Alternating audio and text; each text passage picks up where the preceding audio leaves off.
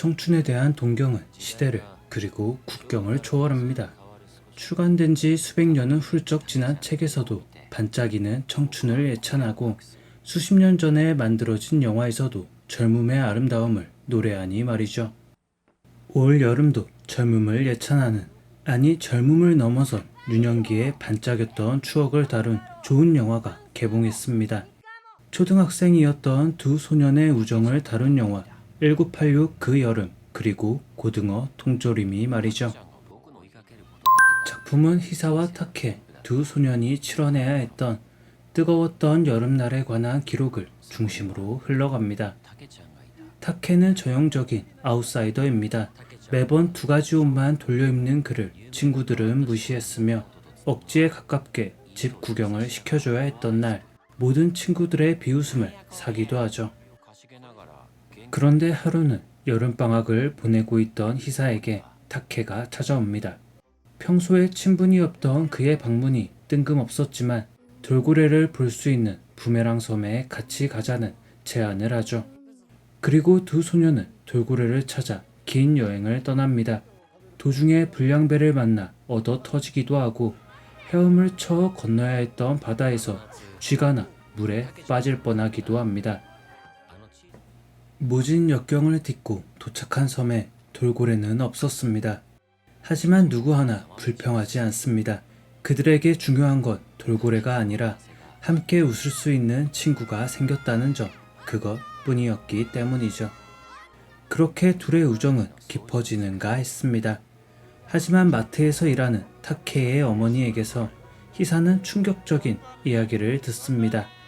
희사가 어떻게 생각할지 모르니 자신과 희사가 친구라는 말을 하지 말라는 이야기를 말이죠. 이 이야기를 건너들은 희사는 크게 실망합니다. 자신은 타케를 둘도 없는 좋은 친구라 여겼는데 그가 여전히 어느 정도 거리를 두고 있다고 느꼈기 때문이죠. 두 사람은 그렇게 다시 멀어집니다. 일부러 희사는 타케와 하교를 하지 않으려고 다른 친구들과 붙어 다니게 되죠. 그런 두 사람의 우정이 다시 싹을 틔우는 건 아주 충격적 사건 때문입니다. 의도치 않게 두 사람 관계를 흔들었던 타케의 어머니가 교통사고로 돌아가시며 타케와 그의 남매들은 다른 친척들의 손에 붙들려 흩어져야 했죠. 나가사키를 떠나야 했던 타케에게 희사는 달려갑니다. 자신이 소중하게 저금하며 모아둔 모든 돈을 털어 고등어 통조림을 사서 말이죠. 희사는 타케에게 최고의 초밥장인이 되어달라는 이야기를 합니다. 타케 역시 희사에게 넌 글을 잘 쓰니 소설가를 하라는 이야기를 하며 떠나죠. 두 사람의 인사는 언제나 그랬듯 다음에 봐였습니다. 기약 없는 그들의 헤어짐은 필연적으로 눈물이 뒤따랐지만 까맣게 탈 정도로 뜨거운 여름을 보냈던 두 아이에게 한 뼘 더 성장할 수 있던 성장통이라 봐야 했죠. 40대가 된 희사는 무명 작가이자 대필 작가입니다. 딸과는 사이가 좋지만 아내와 헤어져 살고 있었고 매번 양육비 주기도 버거울 정도로 빠듯하게 살아갑니다. 타케가 말한 대로 작가의 삶을 산다면 살고 있었지만 자기 앞가림조차 못하는 현실에 한숨만 나올 뿐이었죠. 그런 그가 다시 제대로 창작열을 불태운 것도 타케를 떠올리며였습니다. 타케와 보냈던 30년 전의 뜨거운 여름날을 회상하며 자신만의 이야기로 글을 쓰는데 성공했으니 말이죠. 그리고 이 작품이 계기가 되어 두 사람은 30년 만에 회후합니다. 그가 만들어낸 이야기 속 타케는 허구의 인물이 아니라 같이 여름방학을 보냈던 친구였기 때문이죠. 한참을 돌아 다시 만난 두 사람의 우정, 그리고 다음에 봐라는 공수표에 가까운 작별 인사가 현실이 된 순간은 관객들에게 감동을 주기 충분한 포인트였습니다. 이들은 유년기에 서로를 응원했던 친구를 위해 더 열심히 꿈에 매진했습니다.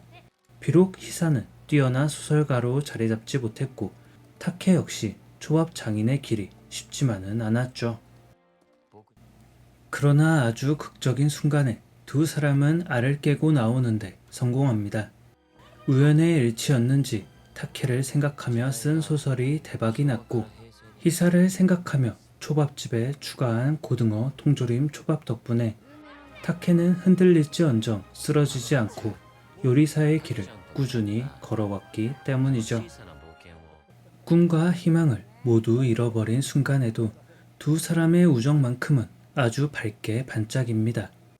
두 사람의 만남 장면이 유난히도 감동스러웠던 건 모진 풍파를 이겨내고 마침내 당도한 성공의 포인트를 지난 뒤여서가 아닐까 싶습니다.